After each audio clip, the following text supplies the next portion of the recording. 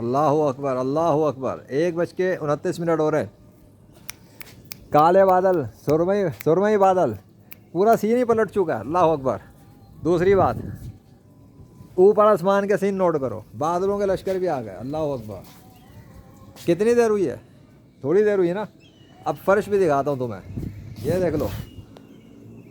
नज़र आया कोई डिफरेंस? अच्छा, मैं तो चला गया था, लेकिन मैं अपने कमरे से देख रहा था, मुझे एक ऐसी फीलिंग हुई कि शायद कुछ हुआ है ऊपर। जब मैंने खिड़की से झांक के देखा तो मुझे ऊपर वहाँ पर वो चीज़ नज़र आई खिड़की से, तभी मैं भाग के ऊपर आया कि देखूँ तो सही हुआ क्या।